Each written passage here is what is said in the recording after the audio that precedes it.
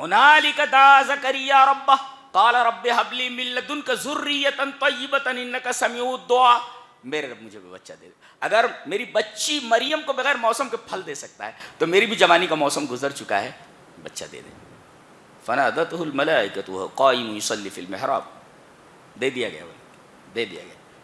تو آپ کو کہاں جانے, کس مزار پہ جانے کی ضرورت ہے بچہ مانگنے کی؟ یہ تو اللہ دیتا ہے نا صاحب, اللہ دیتا ہے. آپ کو کہاں مانگنے کی ضرورت ہے, جا کر دیتا تو وہی ہے. الذین یاکلون الربا لا یقومون الا کما یقوم الذی یتخبطہ الشیطان من المس. شیطان نے جسے چھو کر خبتی بنا دیا ہو, پاگل. ابن عباس نے اس کی تفسیر کی ہے, قال ابن عباس رضی اللہ تعالیٰ عنہما آکل الربا یبعث یوم القیامت مجنونا یخنق. کہتے ہیں کہ قیامت کے دن سود خور کو اس طرح اٹھایا جائے گا جیسے پاگل ہو, مجنون ہو, اور یخنق اس کا گلا گھونٹا جا رہا ہو, ایسا اٹھے گا. مثل الذین ينفقون اموالهم فی سبیل اللہ کمثل حبۃ انبتت سبع سنابل فی کل سنبلۃ. کہتے ہیں کہ اگر اللہ کے راہ میں جو خرچ کرتے ہیں اس کی مثال ایسے ہے جیسے ایک دانہ زمین میں ڈالا گیا اور اس سے پودا ہوگا, پودے کے اندر 7 بالیاں اور ہر بالی کے اندر 100 دانے. اگر یہ دانہ ایک کا 100 دے سکتا ہے تو جس نے دانے کو بنایا ہے اس کے راستے میں اگر تم خرچ کرو گے ایک دانہ تو وہ کتنا دے گا, اندازہ لگاؤ. کیا زبان مفسر کی, کیا بولتا ہے؟ ان تمام رسولوں میں سے ہر رسول کو دوسرے پر ہم نے فضیلت دی. مثلا حضرت موسیٰ علیہ السلام کو 9 نشانیاں دی گئی تھیں, ان میں سے ایک عصا تھا. حضرت عیسیٰ علیہ السلام کو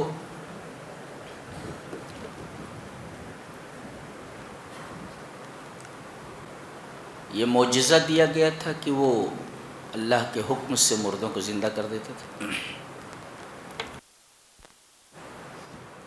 یہاں تمام رسولوں میں سے انہی کا نام لے کر کے ایک بات کہی گئی ہے.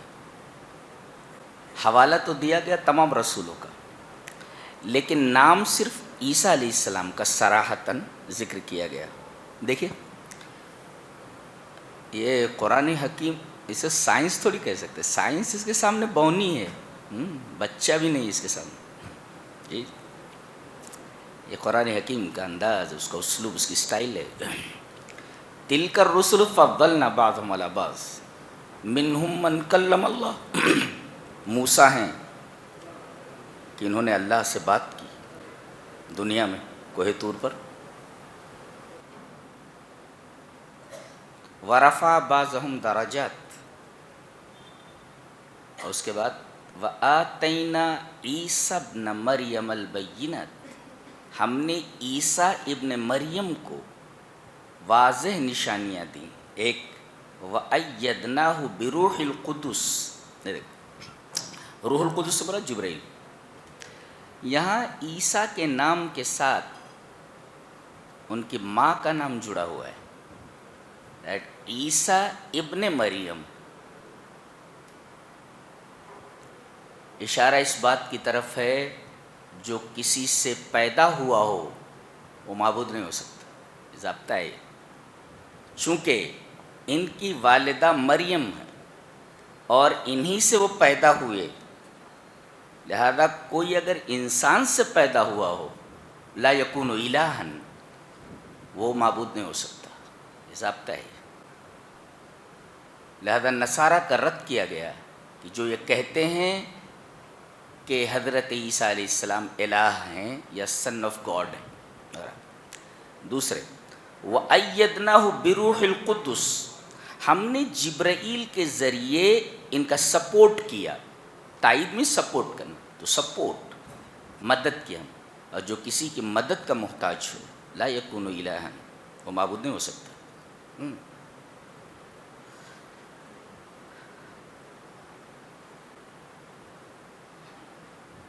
اس کے بعد آگے فرمایا گیا یا ایھا الذین آمنوا انفقوا مما رزقناکم. یہ بہت ہی عجیب بات ہے کہ اے ایمان والو خرچ کرو اس چیز میں سے جو ہم نے تم کو عطا کیا ہے. یعنی جو روزی ہم نے تم کو عطا کی ہے. ایک مفسر اس پر لکھتا ہے تو یا ایھا الذین آمنوا انفقوا مما رزقناکم، ہم نے تم کو روزی دی ہے. ایک مفسر لکھتا ہے کہ ان الانسان لا يحصل الرزق بمجرد کسبه فالکسب هو السبب وان اللہ هو المسبب. کہ آدمی کمائی کے ذریعے رزق نہیں حاصل کر سکتا. آدمی کمائی کے ذریعے، محض کمائی کے ذریعے، کسب کے ذریعے رزق حاصل نہیں کر سکتا. کسب کرنا یہ سبب ہے، یہ سبب ہے، اور مسبب اللہ ہے. اگر وہ سبب نہ بنائے اور روزی نہ دے تو کوئی بھی سبب تمہیں روزی نہیں دے سکتا. تو یہ جو ہم سبب اختیار کرتے ہیں، ہم نے دکان کھول لی رزق حاصل کرنے کے لیے، ہذا وہ سبب، یہ سبب ہے. لیکن آپ یہ کہیں کہ یہ دکان ہمیں روزی دیتی ہے، ہذا غلط ہے. یہ اس لیے کہ یہ دکان کھولنا یہ صرف سبب ہے روزی کے حصول کا. روزی دینے والا، مسبب، سبب کا بنانے والا اللہ ہے. یہ بڑی عجیب و غریب بات ہے یہ.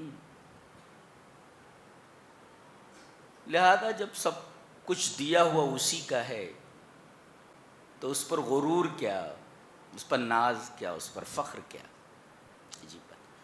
اس کے بعد یہ کہا گیا کہ خرچ کر لو اس سے پہلے کہ وہ دن آ جائے جس دن نہ کوئی خرید و فروخت ہو سکے گی، نہ کوئی دوستی کام آ سکے گی، اور نہ کوئی سفارش. دیکھیے یہاں پر سب سے پہلے خرید و فروخت لایا گیا ہے جی، جو کسب میں ہوتا ہے. خرچ کر لو. یہ خرچ کرنا کیا فائدہ دے گا آپ کو؟ نبی کریم صلی اللہ علیہ وسلم کی ایک حدیث میں ہے، اللہ کے رسول صلی اللہ علیہ وسلم نے ارشاد فرمایا کہ کل قیامت کے دن انسان فی ظل صدقتہ حتی یقضی بین الناس، لوگوں کے درمیان فیصلہ کیے جانے تک اس خوفناک گرمی میں ہر آدمی اپنے صدقے کے سائے میں ہوگا. اللہ اکبر.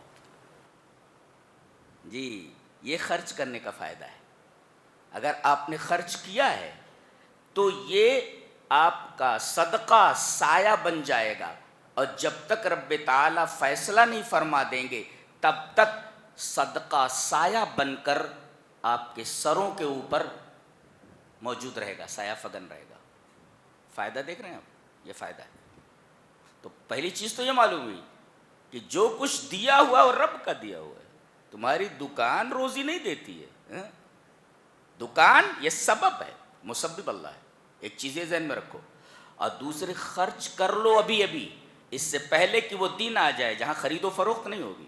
جی تو انسان فیصلہ کیے جانے تک اپنے صدقے کے سائے میں ہوگا. یہ صدقے کا فائدہ ہے، خرچ کرنے کا فائدہ ہے. آگے آیت الکرسی ہے، متوجہ ہو جائے میری طرف. جی یہ سورہ بقرہ کی سب سے عظیم الشان آیا ہے، اور شیطان کو سب سے زیادہ گھبراہٹ اسی آیت سے ہوتی. اسی آیت سے. کیوں؟ اس لیے کہ اللہ تبارک و تعالیٰ کی جتنی صفتیں اس ایک آیت کریمہ میں بیان کی گئی ہیں، پورے قرآن حکیم کے کسی آیت کے اندر اتنی صفت نہیں ذکر کی گئی. چلیے دیکھتے ہیں کیا.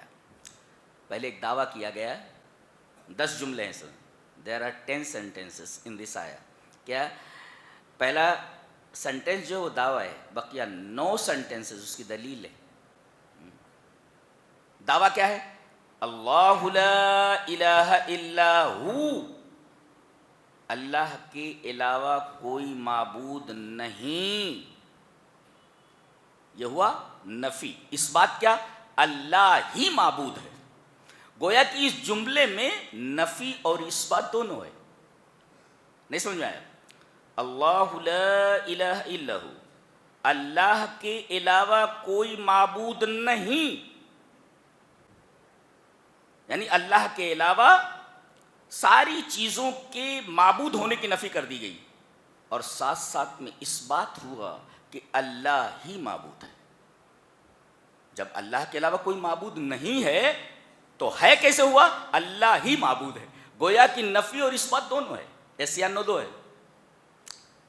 کیوں وہی الوہیت کا مستحق کیوں ہے؟ وہی الہ بننے کو ڈیزرو کیوں کرتا ہے؟ مستحق کیوں ہے؟ اس کی سب سے پہلے دلیل دی گئی ایک لفظ میں، الحی۔ یہ سب سے بڑی چیز، اس سے بڑی کوئی دلیل موجود نہیں ہے اس کی الوہیت کی، سب سے بڑی دلیل۔ اور عجیب بات تو یہ ہے کہ نبی کریم صلی اللہ علیہ وسلم کا جب انتقال ہوا تو پورا مدینہ سکتے میں تھا، جو صحابی جہاں ہے وہیں رک گیا ہے، جیسے پورے مدینہ کی فضا کی سانس رک گئی ہو، لوگوں کی نہیں، فضا کی سانس رک گئی ہو، ایسا لگتا تھا جو جہاں بیٹھا ہے وہیں بیٹھا ہوا ہے۔ صحابہ کرام پر اتنی بڑی مصیبت کبھی نہیں آئی تھی، نبی کریم صلی اللہ علیہ وسلم کا اس دنیا سے چلے جانا، یہ ان کے لیے سب سے بڑے دکھ کی بات تھی۔ یہاں تک کہ حضرت عمر رضی اللہ تعالیٰ عنہ جیسا جلیل القدر صحابی اپنے ہوش و حواس کھو بیٹھا، اور انہوں نے کہہ دیا، کوئی اگر یہ کہے گا کہ نبی کریم صلی اللہ علیہ وسلم مر چکے ہیں، پھر گردن مار دوں گا، جبکہ حقیقت یہی تھی کہ نبی کریم صلی اللہ علیہ وسلم اس دنیا سے جا چکے ہیں۔ حضرت صدیق موجود نہیں تھے، وہ آئے اور آتے ہی نبی کریم صلی اللہ علیہ وسلم کی پیشانی پر بوسہ دیا،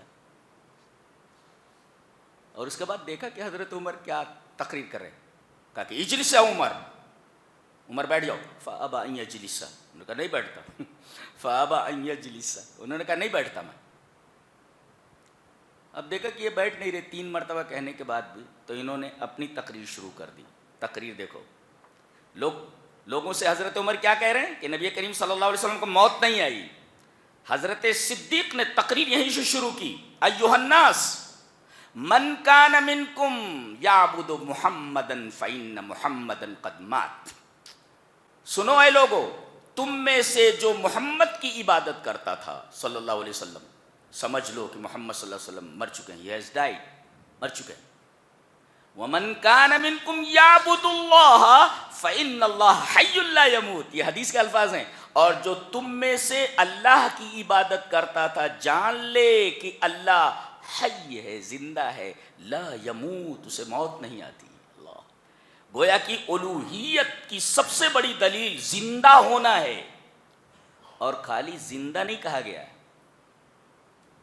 جیسے انگریزی میں دی ہوتا ہے، دی، جس کو ہم لوگ ذا پڑھتے ہیں، ذا، تو یہ وہاں آتا ہے جہاں خصوصیت ظاہر کرنا، اور اے جہاں آتا ہے وہاں یہ بتانا مقصود ہوتا ہے کہ وہ چیز مخصوص نہیں ہے، متعین نہیں، کوئی بھی ہو سکتا ہے۔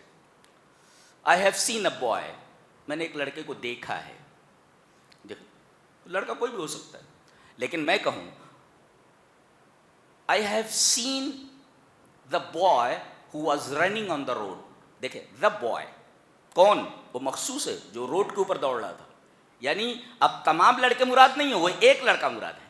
تو اب دیکھیں یہاں پر جیسے انگریزی میں دی ہوتا ہے، ایسے ہی عربی میں الف لام ہوتا ہے، تو حی مانے زندہ، خالی حی نہیں ہے، وہ الحی ہے، یہ الف لام داخل ہے اس پر۔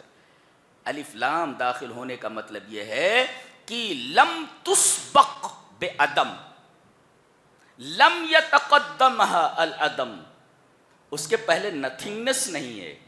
بھائی انسان کیا ہے؟ پہلے نتھنگ تھا نا، اللہ نے ارشاد فرمایا هل اتى على الانسان حين من الدهر لم يكن شيئا مذكورا، کچھ نہیں تھا، وہ عدم میں تھا، نتھنگنس، یعنی ان دا ڈارکنیس آف نتھنگنس، عدم کے اندھیروں میں تھا، اور اللہ تبارک تعالیٰ نے نتھنگ سے اسے سم تھنگ کیا۔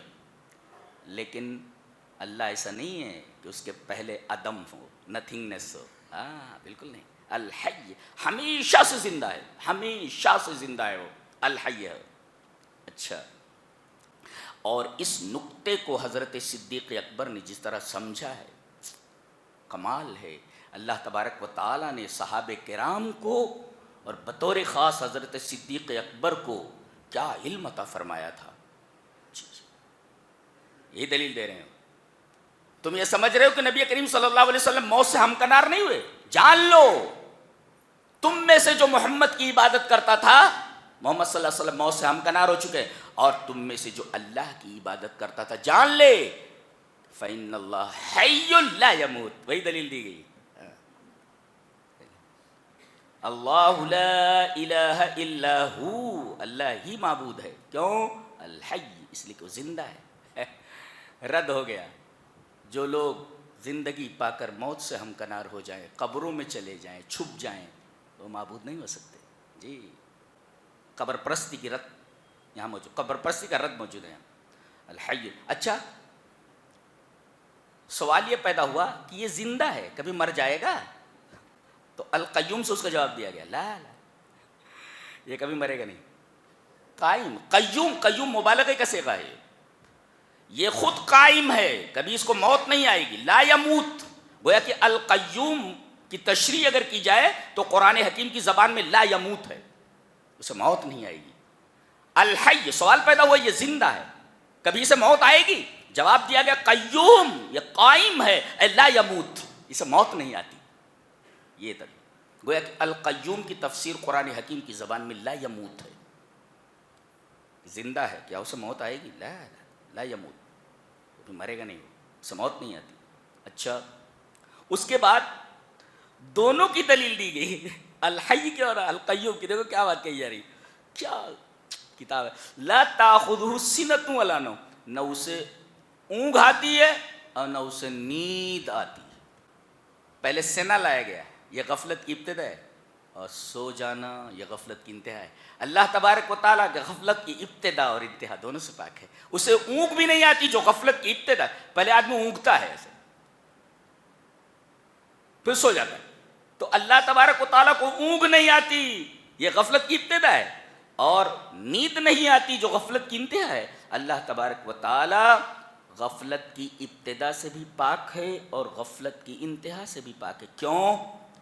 اس لیے کہ جو زندہ ہو اگر اسے نیند آ جائے تو یہ حیات کاملہ نہیں ہوگی۔ الحی مانے ذو الحیات الکاملہ، کامل حیات۔ اب آدمی ایسے سو گیا تو سونے میں زندگی کمزور ہو جاتی ہے، نہیں؟ یہ تو بچہ بھی جانتا ہے، اگر آدمی کو نیند آ جائے تو زندگی کمزور ہو جاتی ہے، جی کمزور ہو جاتی ہے زندگی، اور یہ کمال کے خلاف ہے۔ اللہ حیات کاملہ رکھتا، کامل حیات، اگر اسے نیند آ جائے تو نیند میں زندگی کمزور ہو جاتی ہے، جی جی جی کمزور ہو جاتی ہے۔ اچھا، یہ تو دلیل دی گئی اس کی حی کی کہ اسے نیند نہیں آتی، اسے اونگ نہیں آتی، ایک۔ اور قیوم، قیوم کا مطلب ہوتا ہے خود قائم ہے اور دنیا کو سنبھال رہا ہے، وہ القائم علی کل شیء، دنیا کو سنبھال رہا ہے۔ اب دنیا کو سنبھالنے والا تھوڑی دیر کے لیے اگر غافل ہو جائے، نگرانی اس کی ہٹ جائے، ایک ستارہ دوسرے ستارے سے ٹکرا جائے گا، بولے تو کائنات کے نظام درہم برہم ہو جائے گا۔ یہ اس کی قیومیت کی، گویا کہ لا تاخذہ سنۃ ولا نوم، در حقیقت یہ دلیل ہے الحی اور قیوم کی۔ کیا کتاب ہے، کیا دلیل دینے کا انداز ہے، دیکھ رہے ہیں آپ؟ اس کو کہتے ہیں دلیل۔ کچھ سمجھ میں آ رہا ہے؟ ہاں، وہ سائنسی جو اصول ہوتے ہیں اس سے زیادہ مشکل دکھ رہا ہے، تو یاد ہو جاتا ہے وہ، اتنا آسان نہیں ہے قرآن، اسے تدبر بولتے ہیں، گہرائی میں جانا۔ تو اللہ لا الہ الا ہو، جی جو زندہ نہ ہو وہ معبود نہیں ہو سکتا، جو کائنات کی نگرانی ہر پل نہ کر رہا ہو معبود نہیں ہو سکتا، جسے اونگ آ جائے وہ معبود نہیں ہو سکتا، جسے نیند آ جائے وہ معبود نہیں ہو سکتا۔ لہو ما فی السماوات و ما فی الارض، کائنات میں جتنی چیزیں ہیں سب اس کی ملکیت ہیں، اور جو کسی کا مملوک ہو وہ معبود نہیں ہو سکتا۔ سب کے سب اس کی مملوک، کائنات کی ہر شے اس کی ملکیت میں ہے. تو جو ملکیت میں ہو تو غلام ہوتا ہے نا، اور غلام کبھی بھی، عبد کبھی بھی الہ نہیں ہو سکتا، اس لیے کہ وہ آقا کے تحت ہوتا ہے. تو کائنات کی ہر شے، لہو ما فی السماوات و ما فی الارض، کائنات کی ہر شے اس کی ملکیت ہے. جب اس کی ملکیت ہے تو سب اس کے مملوک ہوئے، اور مملوک اور عبد کبھی بھی الہ نہیں ہو سکتے، اس لیے کہ وہ آقا کے تحت ہوتا ہے اور معبود کسی کے تحت نہیں ہوتا. یہ دلیل ہے الوہیت کی. ایک اور آگے فرمایا من ذا الذی یشفع عندہ الا باذنہ، کون ہے جو اس کی اجازت کے بغیر کسی کی سفارش کر سکے. اللہ اکبر. یعنی کائنات کی کوئی ہستی اللہ کی اجازت کے بغیر سفارش کے لیے اپنا لب نہیں کھول سکتی. تو سب مجبور ہوئے نا، سب مجبور ہے. اس کی اجازت کے بغیر کوئی بول نہیں سکتا. یہاں تو سفارش کہی گئی ہے. سورہ نبا میں کہا گیا لا یتکلمون الا من اذن له الرحمن. سفارش تو دور کی بات ہے، بولنے کی اجازت نہیں ہے. اگر وہ اجازت نہ دے تو بول نہیں سکتے. یہاں تو سفارش کی بات کہی ہے، وہاں بولنے کی نفی ہے. جب تک اجازت نہ دے لب نہیں کھولنا، بولے لب نہیں کھولنا. فرشتے کھڑے ہیں، روح الامین کھڑے ہیں، سب کانپ رہے ہیں. اللہ اکبر. یہ ہمارے رب کی عظمت ہے جو اس سے معلوم ہوتی.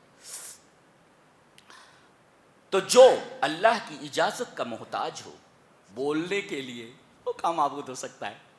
کسی کی سفارش نہ کر سکے اس کی اجازت کے بغیر، اس کی اجازت کا محتاج ہو، وہ معبود کیسے ہو سکتا ہے؟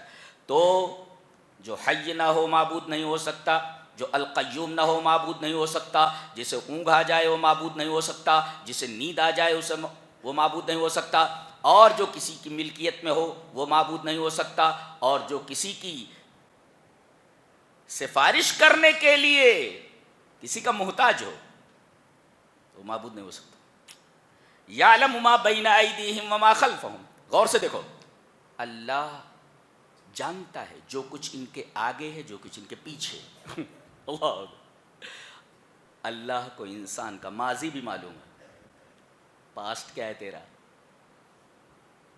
کن کن راستوں سے گزرے ہو، تو کن کن گلیوں سے گزرے ہو، ہم کو معلوم ہے. ہم کو معلوم ہے. انسان کا پاسٹ معلوم ہے، انسان کا پریزنٹ معلوم ہے جی، اور انسان کا فیوچر معلوم ہے، مستقبل موجود ہے.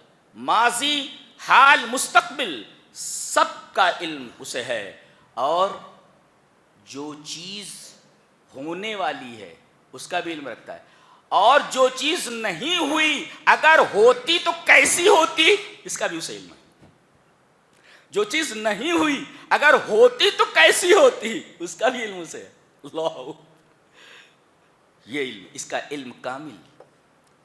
اس کے علاوہ تمام انسانوں کا علم علم ناقص ہے. تو جو پاسٹ کا علم نہ رکھتا ہو، حاضر کا علم نہ رکھتا ہو، مستقبل کا علم نہ رکھتا ہو، اس کا علم علم ناقص ہے. اور علم ناقص والا کبھی معبود نہیں ہو سکتا. معبود ہونے کے لیے علم کامل ہونا ضروری ہے. اللہ، یعنی ہر ٹکڑے کے اندر اللہ تبارک و تعالیٰ کی الوہیت کا اس بات کیا گیا ہے. اللہ اکبر. اسے توحید کہتے ہیں. یہ اتنی عجیب و غریب آیا ہے کہ میں ہر سال اس کی تفسیر الگ انداز سے کرتا ہوں جی. اس سال الگ انداز ہے اس کا جی. من ذا الذی یشفع عندہ الا باذنہ، جو لب کھولنے کے لیے کسی کی اجازت کا محتاج ہو. لا یکون الہا. اچھا، جو کسی کے ماضی، حال، مستقبل کا علم نہ رکھے. لا یکون الہا، معبود نہیں ہو سکتا. ولا، یہ دیکھو یہ ڈاکٹرز بیٹھے ہوئے ہیں اور انجینئرس وغیرہ بیٹھے ہوئے ہیں، مختلف شعبہ جات میں علمی خدمات انجام دینے والے اسکالرس یہاں موجود ہیں. دیکھیں غور سے. پہلے کہا گیا وَلَا يُحِيطُونَ بِشَيْءٍ مِّنْ عِلْمِهِ. ایک تو یہ کہ اللہ تبارک و تعالیٰ نے جتنا علم تمہیں دیا ہے، پورا علم نہیں دیا، اپنا علم نہیں دیا ہے. بِشَيْءٍ مِّنْ عِلْمِهِ، تھوڑا سا علم تمہیں دیا ہے، جتنا چاہا ہے. لبما شاء، جتنا چاہا ہے اتنا دیا ہے، اور جتنا دیا ہے اس میں بھی تم آدھا تیتر آدھا بٹیر ہو جی. کسی ہارٹ اسپیشلسٹ سے بات کرو، کہ تو نے ہارٹ ڈیزیزز پر تم نے اسپیشلائزیشن کیا ہے کیا؟ ہارٹ کے تمام زاویوں پر تمہارا احاطہ ہے؟ ریفر کر دیتا ہے، اسے امریکہ لے جاؤ، نہیں سمجھ میں آ رہا ہے نہیں سمجھ میں آ رہا ہے. اللہ اکبر. جتنا علم دیا گیا ہے وہ بھی علم ناقص ہے. جس سبجیکٹ کا علم دیا گیا ہے اس سبجیکٹ میں سب کے سب ناقص ہیں، اس لیے کہ تھوڑا علم دیا گیا ہے. آدھا آتا ہے آدھا نہیں آتا، تبھی تو ڈاکٹر ریفر کر دیتا ہے. بہت سارے ڈاکٹر ایسے چاول دے کے پڑھے ہوئے ہیں، وہ پیسہ لے لیتے اس کے بعد ہاں کیس خراب ہو گیا آگے لے جاؤ. یہ چاول دے کر پڑھنے والے لوگ. تو جس کا علم ناقص ہو وہ معبود نہیں ہو سکتا. لا یکون الہا. اچھا، وسع کرسیہ السماوات والارض. ابن عباس نے فرمایا کرسی کسے کہتے ہیں؟ بولے اللہ کے دونوں قدموں کے رکھنے کی جگہ کو کرسی کہتے ہیں. اب بتائیے، اور کرسی سے بڑی ایک مخلوق ہے، کرسی بھی مخلوق ہے، اور اس سے بڑی ایک اور مخلوق ہے، کیا؟ عرش. ابن عباس نے کہا کہ کرسی کے بارے میں تو معلوم ہے کہ وہ اللہ کے دونوں قدموں کے رکھنے کی جگہ ہے وہ، لیکن عرش کتنا بڑا ہے اسے اللہ کے علاوہ کوئی نہیں جانتا کہ وہ کتنا بڑا ہے. اللہ، عرش اتنا بڑا ہے جس پر وہ مستوی ہے. جی، یہ بتاتا ہے جس کی کرسی پوری کائنات کو گھیرے ہوئے ہے، کائنات کے چپے چپے پر اس کا اقتدار ہے، اقتدار کامل، حکومت کاملہ. تو جس کا اقتدار کامل نہ ہو معبود نہیں ہو سکتا. بتائے کوئی کہ میرا اقتدار کائنات کے چپے چپے پر ہے، کوئی دعویٰ کر کے بتائے؟ جی. اور اللہ یہ فرما رہا ہے اس کی کرسی آسمان و زمین کو وسیع ہے، گھیرے ہوئے، اقتدار کامل. اور تمہارے پاس اقتدار ناقص ہے. تو اقتدار ناقص جس کے پاس ہو معبود نہیں ہو سکتا. لا یکون الہا ولا یؤودہ حفظہما. اور پوری کائنات کو سنبھالنا ہمارے اوپر گرا نہیں ہے. ایک گھر نہیں چلا سکتا آدمی، پوری کائنات کی حفاظت کر رہا ہے وہ. جو ایک گھر نہ چلا سکے پوری کائنات کی کیا حفاظت کرے گا؟ جو کائنات کی حفاظت نہ کر سکے معبود نہیں ہو سکتا. اور وہو العلی العظیم. العلو الارتفاع فوق کل شیء، ہر چیز سے اوپر ہے، ہر چیز سے اوپر ہے. جو ہر چیز سے اوپر نہ ہو وہ معبود نہیں ہو سکتا. اور العظیم، جو عظیم، عظیم کا مطلب کیا ہوتا ہے؟ علی کا مطلب ہوتا ہے بلند، بہت اوپر، یعنی اتنی اونچائی پر ہو کہ اس کے اوپر کوئی اونچائی ہی نہ ہو. جی، الارتفاع فوق کل شیء. جی. اور عظیم کا مطلب کیا ہوتا ہے؟ عظیم کا مطلب ہوتا ہے جیسے کسی آدمی کو دیکھا جائے تو دل توقیر اور احترام اور ہیبت سے بھر جائے، اس کو کہتے ہیں عظیم. عظیم کس کو کہتے ہیں؟ کسی آدمی کو عظیم کب کہیں گے؟ جب اس کو دیکھ کر کے آدمی کے دل میں ہیبت پیدا ہو جائے، اور آدمی کے دل میں احترام پیدا ہو جائے، آدمی کے دل میں اس کے تئیں توقیر پیدا ہو جائے، اس کو کہتے ہیں عظیم. اور نکتہ یہ ہے کہ الجملۃ طرفاہ معرفتان تفید الحصر. اگر مبتدا اور خبر دونوں معرفہ ہوں، ایک عربی کا قاعدہ ہے، تو خبر مبتدا میں حصر ہو جاتی ہے، محصور ہو جاتی ہے. کیا؟ وہو العلی العظیم، یعنی وہی علی ہے اور وہی عظیم ہے، اس کے علاوہ کوئی علی نہیں اور اس کے علاوہ کوئی عظیم نہیں. یہ دونوں کو مبتدا اور خبر کو معرفہ لانے کا مفاد ہے. یہ پتہ یہ چلا جو علی نہ ہو معبود نہیں ہو سکتا، جو عظیم نہ ہو وہ معبود نہیں ہو سکتا. ایک ایک ٹکڑے میں الوہیت کا اس بات ہے، اور اللہ کے علاوہ سب کے الوہیت کی نفی ہے. دیکھ رہے ہیں آپ، ایک آیت ہے، ہم تو سرسری طور پر گزرے ہیں اس سے، سرسری طور پر گزرے ہیں. اس کے بعد کہا گیا دین میں کوئی زور زبردستی نہیں. کہتے زبردستی کسی کو مسلمان بنانا یہ جائز ہی نہیں، اس لیے کہ دل جو ہوتے ہیں، ایمان کا تعلق دل سے ہے، اور دل دلیل سے مانتے ہیں، ڈنڈے سے نہیں. دل دلیل سے مانتے ہیں، ڈنڈے سے نہیں. لہذا زور زبردستی کا سوال ہی پیدا نہیں ہوتا. لا اکراہ فی الدین، دین میں کوئی زور زبردستی نہیں. اس کے بعد ایک بات کہی گئی، فمن یکفر بالطاغوت، جو طاغوت کا انکار کرے. ما هو الطاغوت؟ طاغوت کسے کہتے ہیں؟ من یصرف عن اللہ وعن الحق شیطانا کان او انسانا. چاہے انسان ہو چاہے شیطان ہو، حق سے آدمی کو دور کر دے وہ طاغوت. اتنا یاد رکھو. مجھے طاغوت کسے کہتے ہیں؟ جو چاہے شیطان ہو یا انسان ہو، حق سے دور کر دے کسی کو، بہت سارے ایسے شیطان موجود ہوتے ہیں انسانوں میں کہ کہاں جا رہا ہے؟ بولے مسجد میں نماز پڑھنے جا رہا ہوں. ارے چھوڑ، چل چل کے بیٹھ کے تھوڑا ایک کام ہے، چل دیکھو یہ شیطان ہے، یہ شیطان حق سے دور کر دیا اس نے. وہ آ رہا تھا، حق کے لیے آ رہا تھا، اور اس کو ہٹا دیا اس نے. یہاں نمرود کا تذکرہ ہے، اس پر تو بحث آپ لوگ جانتے ہی ہیں. ہم اس پر ہلکی سی ایک بحث کرنا چاہیں گے کہ نمرود کو اللہ تبارک تعالیٰ نے حکومت عطا کی تھی. حضرت ابراہیم علیہ السلام نے اس سے بحث کی. حاجہ کا مطلب، محاجہ کا مطلب مناظرہ کرنا، مناظرہ. اس میں نقطہ یہ ملا کہ مناظرہ جائز ہے، شرط یہ ہے کہ مناظرے کا مقصد احقاق حق اور ابطال باطل ہو. حق کو حق کرنا ہو، حق کو ثابت کرنا ہو اور باطل کا رد کرنا ہو.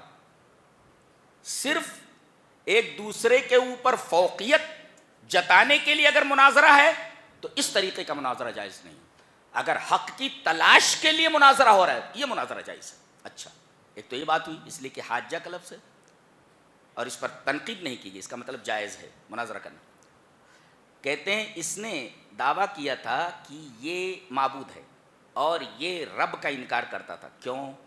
اللہ نے فرمایا اس کی وجہ ان آتاہ اللہ الملک، ہم نے اسے بادشاہت دی تھی. پتہ یہ چلا کبھی کبھی نعمت طغیان کا باعث ہوتی ہے.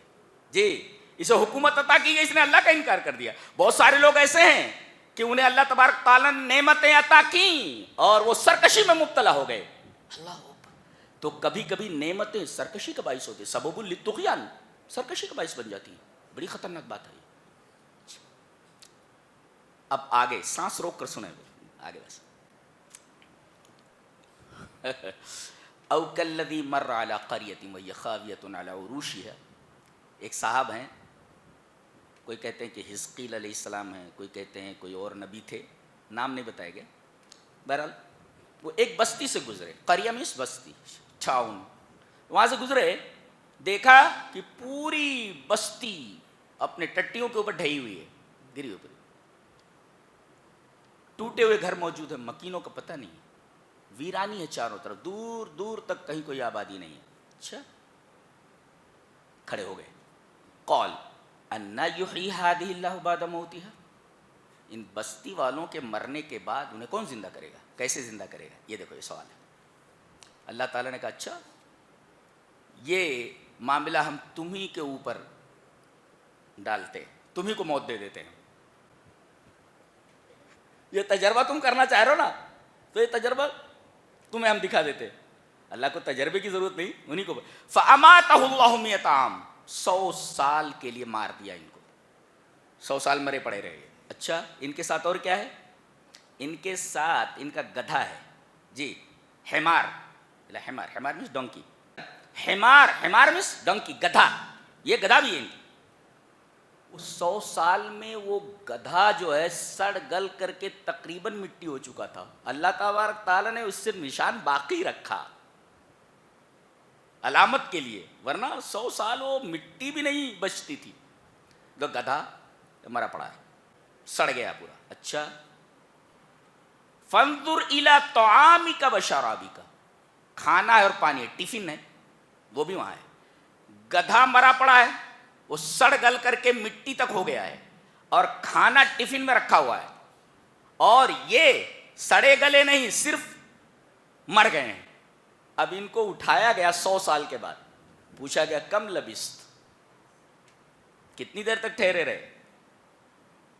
بولے قال لبست یوما و بعض یوم، ایک دن یا دن کا کوئی حصہ. 100 سال گزرنے کے بعد بول رہے ہیں ایک دن یا دن کا کوئی حصہ.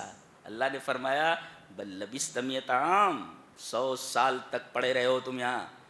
فانظر الی طعامک و شرابک لم یتسنہ، ٹفن کو دیکھو ویسے کا ویسا رکھا ہوا ہے. اللہ، گدھے کو دیکھو سڑ گل گیا ہے، اور تم سڑے گلے نہیں ہو، تم کو زندہ کیا ہے ابھی ہم نے. اللہ، دیکھا.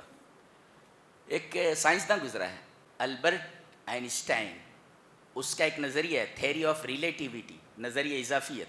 نظریہ اضافیت کا خلاصہ یہ ہے کہ ٹائم جو ہے کائنات میں ایکول نہیں ہوتا. کہیں ٹائم کی رفتار جو ہوتی کم ہوتی ہے اور کہیں زیادہ ہوتی ہے، اور اس میں 3 چیزیں ہوتی ہیں. اگر کوئی آدمی نور کی رفتار سے سفر کر رہا ہو، نوری رفتار سے سفر کر رہا ہو، اس کی رفتار ویسی ہو جیسے لائٹ کی رفتار ہوتی ہے، تو نوری رفتار سے کوئی سفر کر رہا ہو تو وقت کی رفتار سست ہو جاتی ہے، دھیمی ہو جاتی ہے، ایک. اور دوسرے، وقت لمبا ہو جاتا ہے، تھوڑا سا وقت لمبا ہو جاتا ہے. اور تیسرے، جو ماس ہے، ماس بڑھ جاتا ہے. ماس کسے بولتے ہیں؟ W/G. اگر گریوٹی سے ویٹ کو تقسیم کر دیا جائے equal to mass. And what is weight? Weight is equal to mg. یعنی mass into gravity is equal to weight. تو ماس جو ہے اس کا بڑھ جاتا ہے، اس کی جو کمیت ہے وہ بڑھ جاتی ہے. تو اب دیکھیں یہاں، دیکھو کھانا یہاں رکھا ہوا ہے، یہ رہا کھانا یہاں، ٹفن، اور یہ رہا گدھا، اور یہ رہے حضرت. یہ سڑے گلے نہیں بلکہ مرے ہوئے ہیں، اور یہ گدھا سڑ گل کر کے مٹی ہو گیا. کچھ علامتیں اللہ نے باقی رکھی ہیں. یہ ٹفن ویسا کا ویسا ہے، 100 سال تک تازہ کا تازہ ہے. کون ہے کہ وقت کی رفتار جس کے ہاتھوں میں ہے، جگہ وہی ہے، لیکن کھانے کے اوپر وقت کی رفتار سست کر دی گئی ہے. ہاں اللہ، میں بیان نہیں کر سکتا. سبحان اللہ و بحمدہ، سبحان اللہ العظیم. پوری سائنس طفل مکتب ہے قرآن حکیم کے سامنے. چائلڈ، بچہ جی، اللہ اکبر. دیکھیں کھانے کے اوپر وقت کی رفتار کو دھیما کر دیا گیا ہے، دیکھ. اور وہیں گدھے کے اوپر وقت کی رفتار کو تیز کر دیا گیا ہے. چیزیں وہیں آس پاس ہی ہیں، لیکن ایک چیز کے اوپر وقت کی رفتار کو اتنا تیز کر دیا گیا ہے کہ رفتار اتنی تیز ہے کہ سست ہو گیا ہے معاملہ. وہاں پر وقت ہی سست ہو گیا، وہاں اس پر وقت گزرا ہی نہیں.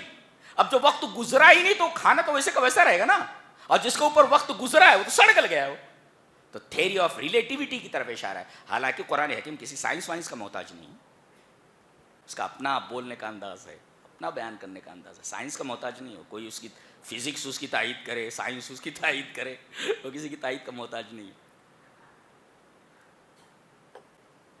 آگے ایک اور قاعدہ، ایک سوال کا جواب ہے. اس سوال کا جواب سمجھ لو.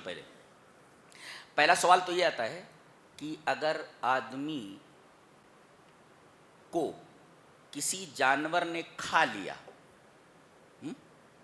شیر نے کھا لیا، اب یہ گوشت جو آدمی کا ہے وہ اس کا جزو بدن بن گیا. کس کا؟ شیر کا. شیر کا جزو بدن بن گیا. اچھا. اور بعد انسانوں کو جلا دیا جاتا ہے، مٹی میں دفن کر دیا جاتا ہے. سینکڑوں دنوں کے بعد، سینکڑوں مہینوں کے بعد مٹی اڑ اڑ کر کے ادھر ادھر ہو جاتی ہے. مردے کے بدن کے اجزاء ادھر ادھر پھیل جاتے ہیں. اللہ انہیں جمع کیسے کرے گا، اس کی پریکٹیکلی مثال دی گئی. پریکٹیکل مثال ہے، دیکھو غور سے دیکھو کیا بات ہے. وَإِذْ قَالَ إِبْرَاهِيمُ رَبِّ أَرِنِي كَيْفَ تُحْيِي الْمَوْتَىٰ قَالَ أَوَلَمْ تُؤْمِنْ قَالَ بَلَىٰ وَلَٰكِن لِّيَطْمَئِنَّ قَلْبِي قَالَ فَخُذْ أَرْبَعَةً مِّنَ الطَّيْرِ فَصُرْهُنَّ إِلَيْكَ ثُمَّ اجْعَلْ عَلَىٰ كُلِّ جَبَلٍ مِّنْهُنَّ جُزْءًا ثُمَّ ادْعُهُنَّ يَأْتِينَكَ سَعْيًا. اور اس کے بعد کیا کہ وَاعْلَمْ أَنَّ اللَّهَ عَزِيزٌ حَكِيمٌ. حضرت ابراہیم علیہ السلام کہا اللہ میں دیکھنا چاہتا ہوں کہ تم مردوں کو زندہ کیسے کرتا ہے. اللہ اکبر. اللہ کا خلیل ہے. اللہ نے پوچھا ایمان نہیں ہے؟ بولے ایمان تو ہے. ایمان علم بالدلیل ہے، دلیل کے ساتھ علم ہے، لیکن مجھے دلیل بالعین چاہیے، دلیل بالمشاہدہ. ایک ہوتا ہے دلیل بالعلم، علم کے ذریعے آپ کے پاس دلیل موجود ہے، اور ایک ہے آنکھوں سے دیکھ لیجیے آپ، دلیل بالمشاہدہ. کہا کہ ایمان تو ہے لیکن میں آنکھوں سے دیکھنا چاہتا ہوں. اللہ نے فرمایا ایسا کہ 4 چڑیوں کو سدھا لے، اور جب ان کو اس طرح سدھا لے کہ جب ان کا نام بولے تو وہ تیرے پاس آ جائیں. ٹھیک ہے، سدھا لیا گیا ان کو. کہا گیا کہ اب ان کو ذبح کر دے. ذبح کرنے کے بعد ان 4 چڑیوں کے گوشت کو آپس میں ملا لے. اب دیکھیں ایک چڑیا کا گوشت دوسری چڑیا میں، دوسری کا تیسری میں، ایسے ایک دوسری چڑیا کے گوشت تمام چڑیوں کے اجزاء میں مل گئے، اور اس کے بعد کہا گیا ملا لیے، پروں کو بھی ملا لو، ملا لیے۔ یہ جو 4 پہاڑ دکھ رہے ہیں، تھوڑا تھوڑا چاروں پہاڑوں کے اوپر رکھا ہو۔ دیکھو دونوں سوالوں کا جواب ہو گیا۔ ایک ہے دور چلے جائیں اجزاء، جیسے پہاڑوں کے اوپر رکھ دیے گئے ایک، اور دوسرے اجزاء ایک دوسرے میں مل جائیں۔ یہ دونوں سوالوں کا جواب دیا گیا کہ اب بلاؤ۔ اب جیسے بلایا گیا تیسے وہاں سے گوشت نکل رہا ہے، وہ کبوتر کا ادھر سے نکل رہا ہے، ادھر سے نکل رہا ہے، اور کبوتر کے سارے اجزاء ایک جگہ جمع ہو گئے، سارے پر جمع ہو کر کے لگ گئے اور ان کے پاس آ گئے۔ باس بادل موت کا منظر اپنی آنکھوں سے دیکھا اللہ کے خلیل نے۔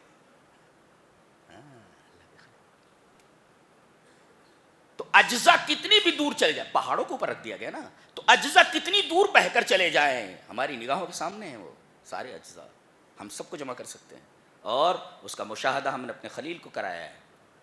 اور اگر کسی چیز کا گوشت کسی دوسری چیز کا جزو بدن بن جائے تو اس کے بدن میں کہاں کہاں اس کے اجزاء ہیں ہمیں معلوم ہے، ہم اس کو وہاں سے نکال لیں گے۔ اللہ، یہ باس بادل موت کا مشاہدہ، سبحان اللہ و بحمدہ، یہ کتاب ہے۔ اللہ نے فرمایا جو اللہ کی راہ میں خرچ کرتے ہیں، ہاں یہ خرچ کرنے کا مہینہ ہے، ہاں ذرا جیبیں ڈھیلی کر لو تھوڑی، ہاں جیبیں ڈھیلی کر لو۔ مثل الذین ينفقون اموالهم فی سبیل اللہ کمثل حبۃ انبتت سبع سنابل فی کل سنبلۃ، میں کہتے ہیں کہ اگر اللہ کے راہ میں جو خرچ کرتے ہیں اس کی مثال ایسے ہے جیسے ایک دانہ زمین میں ڈالا گیا اور اس سے پودا ہوگا، پودے کے اندر 7 بالیاں اور ہر بالی کے اندر 100 دانے، تو ایک کے 700 ہوئے برابر۔ ایک مفسر لکھتا ہے کہ ھذا عطاء الحب، یہ دانے کی عطا ہے، فکیف بعطاء خالق الحب، تو دانے کے پیدا کرنے والے کی عطا کیسی ہوگی؟ اگر یہ دانہ ایک کا 100 دے سکتا ہے تو جس نے دانے کو بنایا ہے اس کے راستے میں اگر تم خرچ کرو گے ایک دانہ تو وہ کتنا دے گا، اندازہ لگاؤ۔ کیا زبان ہے مفسر کی، کیا بولتا ہے؟ ھذا عطاء الحب، یہ دانے کی عطا ہے کہ ایک دانے نے 700 دانے دیے 7 بالیوں میں، تو جس نے دانہ بنایا ہے اس کی راہ میں خرچ کرو تو وہ کتنا، اس کی عطا کیسی ہوگی تم اندازہ نہیں کر سکتے۔ ھذا عطاء الحب فکیف بعطاء خالق الحب۔ کیا بات ہے، کیا سبحان اللہ و بحمدہ۔ اب سب تو بیان نہیں کر سکتے، بیان کریں گے تو ایک آیت پر رک جائیں گے ہم۔ جی آگے بیان کیا گیا کہ سود کو اللہ نے حرام قرار دیا ہے اور خرید و فروخت کو جائز۔ سود اور خرید و فروخت میں، دھندے میں، تجارت میں اور سود میں پہلا بنیادی فرق یہ ہے کہ تجارت میں نفع اور نقصان دونوں کا احتمال ہوتا ہے، نفع بھی ہو سکتا ہے خسارہ بھی ہو سکتا ہے، لیکن سود میں صرف نفع ہی نفع ہے، وہ اپنا پیسہ لگا دیتا ہے اور متعین نفع لیتا رہتا ہے۔ تو سود میں نفع اور نقصان کا احتمال نہیں ہوتا، تجارت میں نفع اور نقصان کا احتمال ہوتا ہے، لہذا اللہ نے تجارت کو حلال قرار دیا ہے اور سود کو بیٹھے بٹھائے وہ پیسہ حاصل کر لے رہا ہے، اللہ نے اسے حرام قرار دیا ہے۔ اور آگے فرمایا گیا یا ایھا الذین آمنوا اتقوا اللہ وذروا ما بقی من الربا، ایمان کے ساتھ سود چھوڑ دینے کی بات کہی گئی ہے۔ پتہ ہے چلا الربا والایمان لا یجتمعان، سود اور ایمان دونوں جمع نہیں ہو سکتے۔ جی کوئی کہ سود خور ایمان والا نہیں ہوتا، الربا والایمان لا یجتمعان، یہ اور یہ واحد گناہ ہے جس کے بارے میں ایسی وعید آئی ہے کہ اللہ سے اور اس کے رسول سے جنگ کرنے کے لیے تیار ہو جاؤ۔ یہ گناہ اتنا بڑا ہے، اس سے بڑا گناہ کوئی نہیں۔ اور ایک بات بتائی گئی کہ سود کے مقابلے میں صدقہ ہے، آدمی کسی مجبور کو دیتا ہے، مجبور ہوتا ہے تبھی تو سود لیتا ہے، تو آپ سود دے رہے ہیں، اس کے مقابل میں صدقہ ہے۔ اللہ فرما رہا ہے اللہ سود کو مٹا دیتا ہے اور صدقے کو پروان چڑھاتا ہے، تو صدقہ دو نا۔ صدقہ دو. اچھا قرآن حکیم کا یہ انداز ہے کہ جب کسی چیز پر قدغن لگاتا ہے, کسی چیز پر بین لگاتا ہے, تو اس کا الٹرنیٹیو پیش کرتا ہے. ہاں یہ قرآن حکیم کا خاصہ ہے. ایک چیز سے منع کیا تو بھائی اس کا بدل کیا ہے, بولے یہ نہیں کرنا ہے, تو کرنا کیا ہے؟ اب سود تو حرام ہو گیا, اللہ نے فرمایا مجبور کو صدقہ دے دو ایک, اور اگر صدقہ نہیں دے پا رہے ہو تو قرض دے دو, قرض دے دو, وہ اس کا الٹرنیٹیو ہے, قرض دے دو. اور آگے فرمایا گیا کہ قرض کی مدت اگر آ جائے اور وہ نہ دے پائے فنظرۃ الی میسرہ, تو خوشحالی تک اسے, خوشحالی تک اس کو موقع دے دو. کیا بات ہے. اور اگر نہ دے سکے تو معاف کر دو. آگے جو آیت آ رہی ہے معاف کر دینے کے بعد بڑی عجیب ہے. واتقوا یوما ترجعون, کیا بات ہے. آج دیکھو,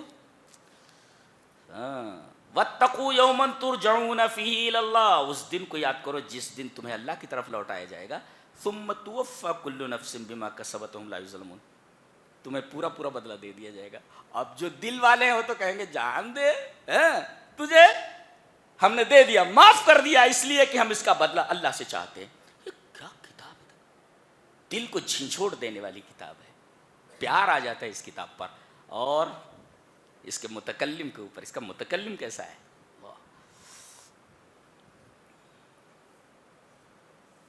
خوبصورتی دیکھیے, ایک سے خوبصورت چیز دنیا میں موجود ہے. آدمی کسی خوبصورت سین کو دیکھے, واو ہاؤ بیوٹیفل سین از دس, کتنا خوبصورت منظر ہے یہ, کتنا خوبصورت منظر ہے یہ. کبھی تمنا نہیں ہوئی کہ اس حسن کے بنانے والے کو دیکھا جائے کہ وہ کتنا جمیل ہوگا. واہ, وہ ایک محبوبہ کے بارے میں جس کی ناک بہتی رہتی ہے, کیا محبوبہ اور کیا لڑکی اور کیا فضول. وہ کہتا ہے کس قدر ہوگا خوبصورت وہ, کیا کہتا ہے, کس قدر ہوگا خوبصورت وہ جس نے صورت تیری بنائی ہے. اب لیجئے جناب, بات تو ٹھیک کہی ہے اس نے لیکن غلط جگہ پر کہی ہے اس نے, غلط جگہ پر کہی ہے. یعنی اپنی محبوب کو بولا تو اتنی خوبصورت ہے, تجھ کو تو اتنی خوبصورت ہو, تیرا بنانے والا کتنا خوبصورت ہو, وہ یہ بولنا چاہ رہا ہو. کس قدر ہوگا خوبصورت وہ جس نے صورت تیری بنائی. ایسے ایسے بھی موجود ہیں پاگل قسم کے لوگ, یہ سب پگلیٹ ہیں سب. فرمایا گیا جو سود کھاتے ہیں ان کی سزا کیا ہے, تو کہتے ہیں وہ سود میں کیا ہوتا ہے, دھن کی دھن میں باولا ہو جاتا ہے. کیا بولتے ہیں, پیسہ پیسہ پیسہ پیسہ پیسہ, تو دھن کی دھن میں باولا ہو جاتا ہے. قرآن حکیم نے کہا جب یہ اٹھے گا تو پاگل ہو کر اٹھے گا. الذین یاکلون الربا لا یقومون الا کما یقوم الذی یتخبطہ الشیطان من المس, شیطان نے جسے چھو کر خبتی بنا دیا ہو, پاگل. ابن عباس نے اس کی تفسیر کی ہے, قال ابن عباس رضی اللہ تعالیٰ عنہما آکل الربا یبعث یوم القیامت مجنونا یخنق, کہتے ہیں کہ قیامت کے دن سود خور کو اس طرح اٹھایا جائے گا جیسے پاگل ہو, مجنون ہو, اور یخنق اس کا گلا گھونٹا جا رہا ہو, ایسا اٹھے گا. اور اس پر ایک مفسر نے بڑی اچھی بات کہی ہے کہ هذه الآیۃ تدل علی دخول الجنی فی جسد الانسی, یہ آیت دلیل ہے اس بات کی کہ انسان کے جسم میں جنات گھس سکتا ہے اور اس کی زبان میں بات کر سکتا ہے. جی, ابن تیمیہ کے بھی مسلک یہی ہے.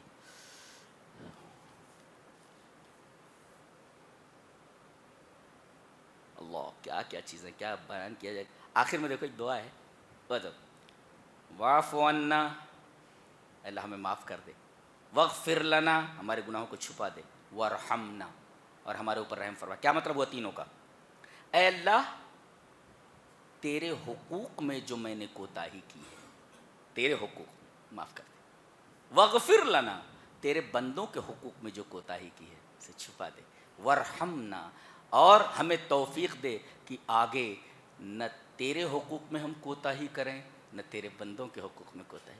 کتاب ہے یہ,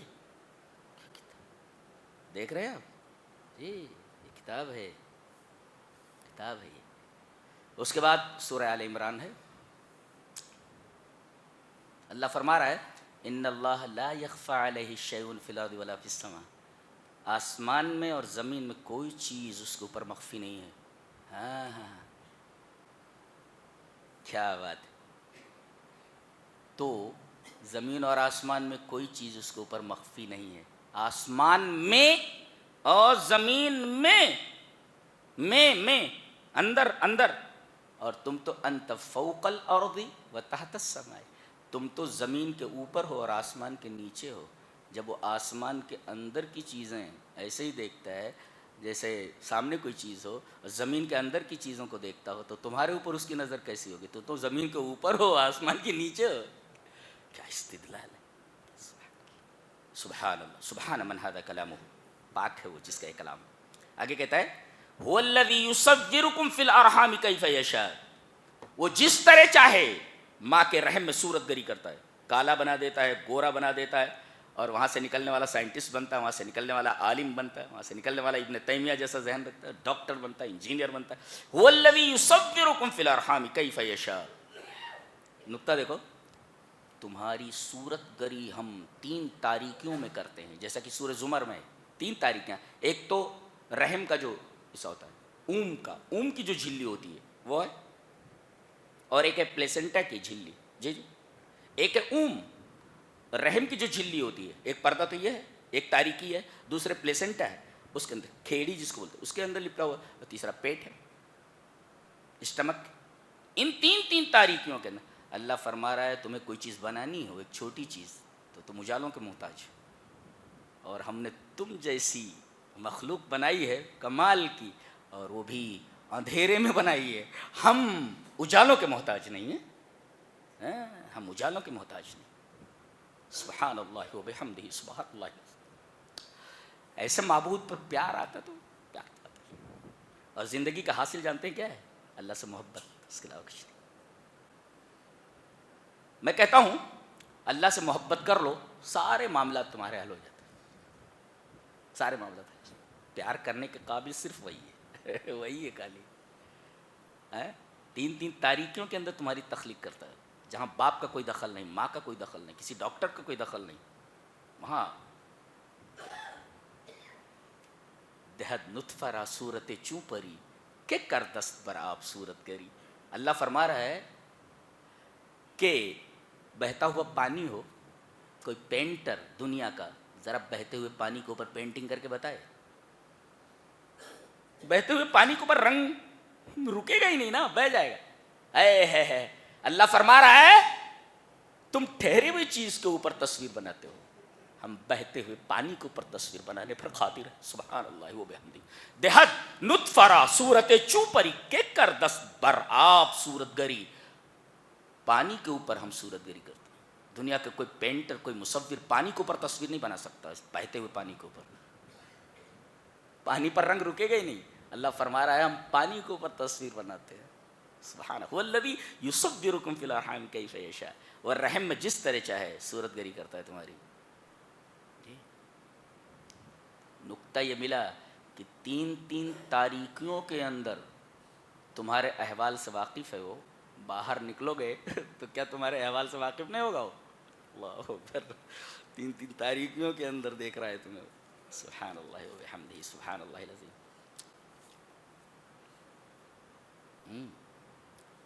بتایا گیا کہ زین للناس حب الشہوات من النساء. یہ کئی چیزیں بتائی گئی کہ فطری طور پر انسان اس سے محبت کرتا ہے. کیا ہے؟ بیٹے، ڈھیر سارا مال، سونا چاندی، الذهب والفضہ والخیل المصوبہ، نشان زدہ گھوڑے، آج کل کی کاریں وغیرہ 2 کروڑ 4 کروڑ کی کاریں آ رہی. والانعام، انعام سے بڑے بڑے فارم ہاؤسز، والحرث، فارم ہاؤسز. سب سے پہلے جن سے انسان محبت کرتا ہے ان چیزوں کے ذکر میں سب سے پہلے عورت کو لایا گیا ہے. ایک مفسر لکھتا ہے کہ سب سے بڑا فتنہ عورتیں ہیں، ان کا فتنہ سب سے زیادہ شدید ہے. لأن فتنة النساء اشد. ہاں، لہذا مردوں کو بھی اپنے حد میں رہنا چاہیے اور عورتوں کو بھی اپنے حد میں رہنا چاہیے. فتنہ رکھا ہے اگر گڑبڑ ہوا تو. زین للناس حب الشہوات من النساء، عورتوں کا تذکرہ پہلے کیا گیا. اور ایک حدیث میں بھی ہے سب سے پہلا فتنہ بنی اسرائیل میں جو رونما ہوا وہ عورتوں کی وجہ سے ہوا. جی جی.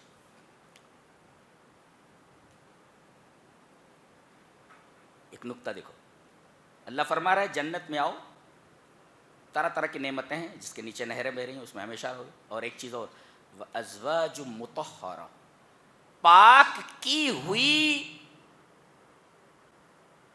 عورتیں، پاک کیے ہوئے جوڑے، پاک کی ہوئی بیویاں. زوج کہتے ہیں، ہم بولتے ہیں نا جفت، جفت کو زوج بولتے ہیں عربی میں، جفت کو. جیسے 2 جفت ہے، زوج ہے. 4 جفت ہے، 6 جفت ہے. تو جوڑا جو ہوتا ہے، جوڑا. تو ایک مفسر پر نکتہ لکھتا ہے کہ اگر تعلق شریعت کے دائرے میں نہیں ہے، کوئی بھی ایسا تعلق، کوئی بھی ایسا فرینڈشپ جو شریعت کے دائرے میں نہ ہو، وہ ناپاک ہے. جب تک جوڑا نہیں بنتا تب تک ناپاک ہے. جوڑا بننے کے بعد طہارت آتی ہے. اور اللہ فرما رہا ہے وَأَزْوَاجٌ مُطَهَّرَةٌ، جوڑا ہونے کے بعد نکاح ہو جائے تو پاکی آتی ہے. نکاح سے پہلے ہر وہ تعلق جو شریعت کے دائرے میں نہ ہو، لا یکون فی حیز الاسلام، ناجائز ہوگا. بہت اچھی بات لکھی، بہت اچھی بات کی.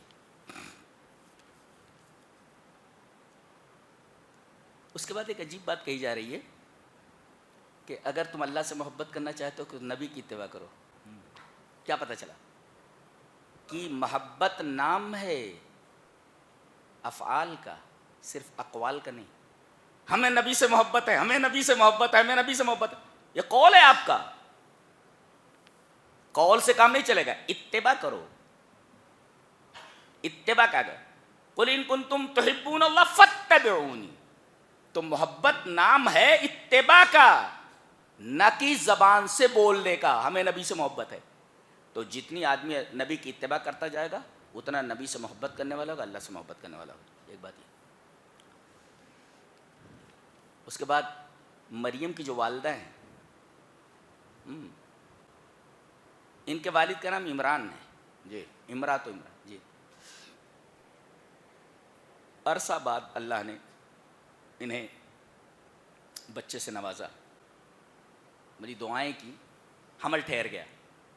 حمل جیسے ٹھہرا، یہ عورت دیکھو کیسی ہے. ان کا نام حنہ بتایا جاتا ہے تورات وغیرہ میں، مریم کی ماں کا. کہنے لگیں اذ قالت امرأۃ عمران رب انی نذرت لک ما فی بطنی محررا. جب عمران کی بیوی نے، مریم کی ماں نے کہا اے میرے رب، میں نے نظر مان لی ہے تیرے لیے کہ جو میرے پیٹ میں ہے وہ محرر ہے، آزاد ہے، تیرے گھر کی خدمت کے لیے، بیت المقدس کی خدمت کے لیے.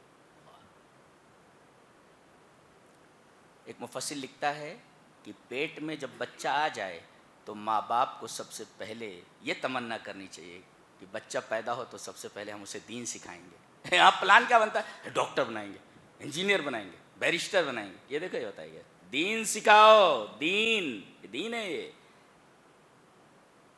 جو بچہ پیدا ہو وہ بیت المقدس کا خادم بنے گا. اچھا تمنا یہ تھی کہ لڑکا پیدا ہو گئی لڑکی. فلما وضعتها قالت رب انی وضعتها انثى. میرے رب یہ تو لڑکی ہو گئی. اور اللہ زیادہ جانتا ہے کہ کیا چیز ہوئی ہے. ولیس الذکر کالانثى. اللہ دیکھو یہاں کا لڑکا لڑکی کی طرح نہیں ہو سکتا. یہ دیکھو لڑکا لڑکی کی طرح نہیں ہو سکتا. ایک مفسر یہ کہتا ہے کہ جب لڑکا اور لڑکی دونوں جنسوں میں اختلاف ہے تو دونوں کو ایک جگہ جمع نہیں کر سکتے آپ. یہ پانی اور آگ کا اجتماع ہوگا. یہ آ گئی، دونوں کو جمع نہیں کر سکتے آپ. دونوں کی جنسیں مختلف ہے، فتنہ ہو جائے گا اگر دونوں کو جمع کیے تو. اس لیے کہ لڑکا لڑکی کی طرح نہیں ہے. مفسر یہ کہتا ہے کہ لڑکا اور لڑکی کو ایک ساتھ نہیں رکھا جا سکتا، اختلاط نہیں رکھ سکتے. جی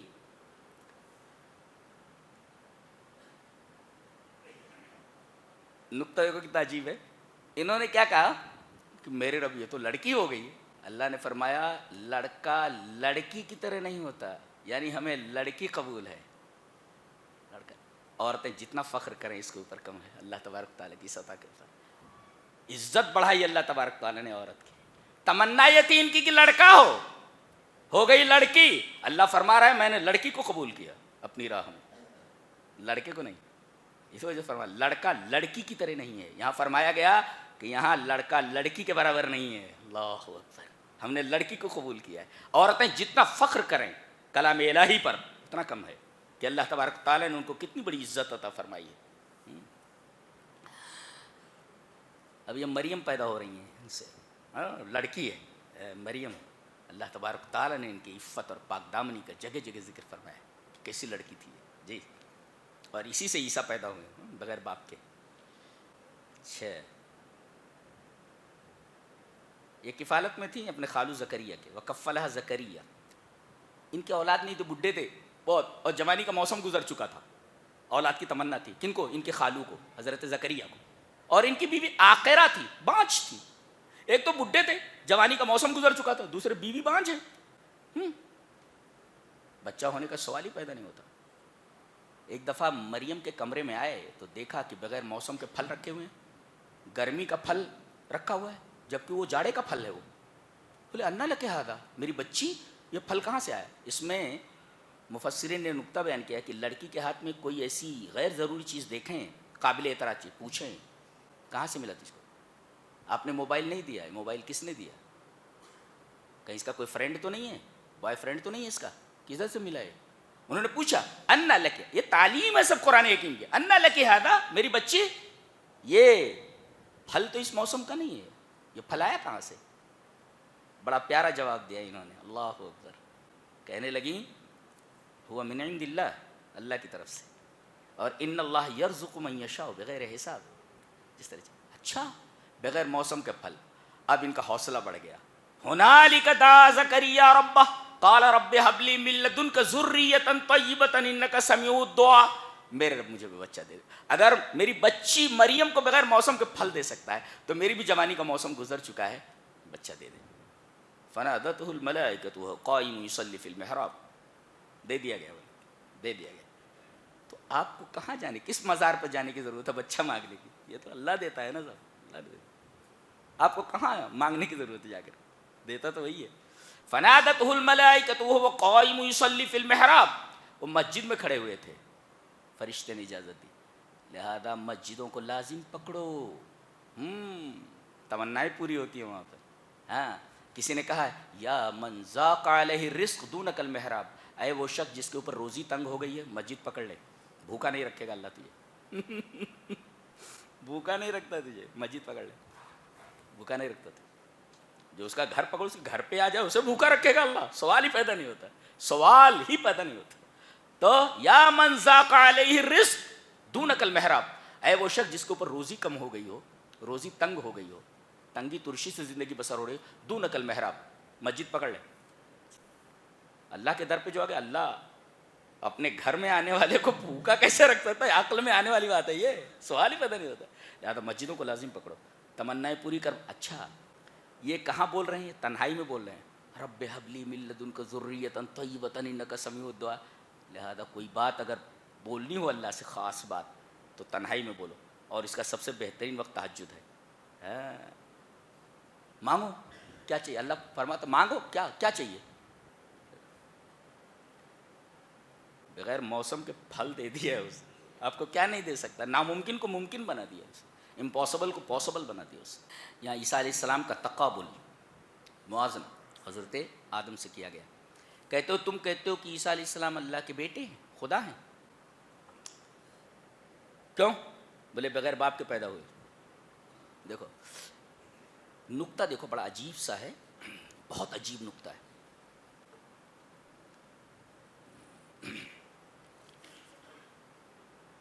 ان مثل عیسیٰ عند اللہ کمثل آدم. عیسیٰ کی مثال اللہ کے پاس آدم کی مثال کی طرح ہے. ہاں، سوال یہ ہے کہ عیسیٰ علیہ السلام کو تم معبود کیوں مانتے ہو؟ بولے بغیر باپ کے پیدا ہوئے. اللہ فرما رہا ہے آدم کے تو نہ ماں ہے نہ باپ ہے، دونوں نہیں ہیں. تو ایک کے تو صرف ماں ہے نا، باپ نہیں ہے نا. یہاں تو ماں باپ دونوں نہیں ہیں. تو عیسیٰ علیہ السلام معبود کیسے ہوئے؟ آدم معبود کیسے نہیں ہوئے؟ جی، آدم معبود کیسے نہیں؟ اچھا، کہا کہ مثال دونوں کی ایک جیسی ہے، دونوں نبی ہیں. ایک جی دونوں نبی ہیں. اچھا, اور دونوں خرق عادت سے پیدا ہوئے, ایک بغیر باپ کے اور ایک ماں باپ دونوں نہیں ہیں, اور دونوں نبی ہیں. تیسرے, ایک اوپر سے آیا ہے, ایک نیچے سے گیا ہے. لکھو اس کو, نوٹ اٹ ڈاؤن جی. ایک اوپر سے نیچے آیا, جنت سے دنیا میں پھینک دیا گیا, یہ آدم ہے. اور عیسیٰ علیہ السلام چوتھے آسمان پر ہیں, نیچے سے اوپر اٹھا لیا گیا. نبی نے مجھ سے ملاقات کی ہے معراج میں. اے ہے ہمارا نبی بھی کیسا ہے, سبحان اللہ و بحمدہ, سبحان اللہ. ملاقات کر کے آئے ہیں سب سے, حضرت عیسیٰ کو دیکھ کر کے آئے. حضرت یوسف کو دیکھا, دیکھو چاند کا ٹکڑا ہے, کیا حسین شخصیت. اللہ کے رسول نے فرمایا اوتی شطر الحسن, اوتی شطر الحسن, حسن کا ایک حصہ دے دیا گیا ہے. اس نبی کو بھی دیکھ کر کے آئے ہیں جس کو ہم کلام الہی میں پڑھ رہے ہیں, نبی نے اس کو اپنی آنکھوں سے دیکھا ہے معراج میں. تو ایک اوپر سے نیچے آ گیا, ایک نیچے سے اوپر گیا. دونوں نبی ہیں, ایک کے ماں ہے باپ نہیں ہے, اور ایک کے ماں باپ دونوں نہیں ہیں. تو ایک کی ماں ہے کم سے کم باپ نہیں ہے تو اسے معبود مان رہے ہو, ایک ماں باپ دونوں نہیں ہے تو اسے معبود کیوں نہیں مان رہے ہو؟ نکتہ سب سے بڑا یہ ہے کہ عیسیٰ علیہ السلام آدم کی طرح ہیں. عجیب بات یہ ہے, لکھ لو کہ 25 مرتبہ آدم کا نام آیا ہے قرآن میں, اور 25 ہی مرتبہ عیسیٰ کا نام. یہ مثال دیکھو, مثال ہے, یہ بہت بڑا نکتہ ہے. پوری عجیب سائنٹیفک جیسی سائنس جیسی کتاب. اللہ. اچھا, بغیر باپ کے بچہ پیدا ہو سکتا ہے, اس کی مثال ہے قرآن حکیم میں, ہر ایک کی مثال دی گئی ہے. ممکن ہے یہ, this is possible, this is possible, this is also possible, سب بتا دیا. یان ولمٹ ایک اسکاٹش ہے, اس نے ڈولی نام کی ایک بھیڑ کے اوپر تجربہ کیا اس نے, اور بغیر نر کے, وہ ماہر جنینیات تھا نا, حیاتیات کا ماہر تھا, وہ بایولوجسٹ تھا بہت بڑا, یان ولمٹ. تو ایک جگہ میں نے پڑھا انگلش میں کہ Dolly sheep was cloned by doctor Ian Wilmut, who was the chair of the Scottish Center of Regenerative Medicine.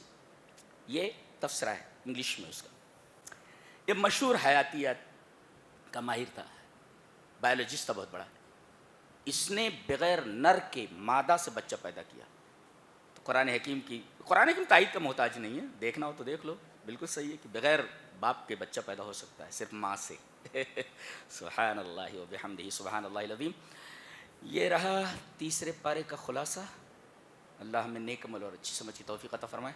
وآخر دعوانا الحمدللہ رب العالمین.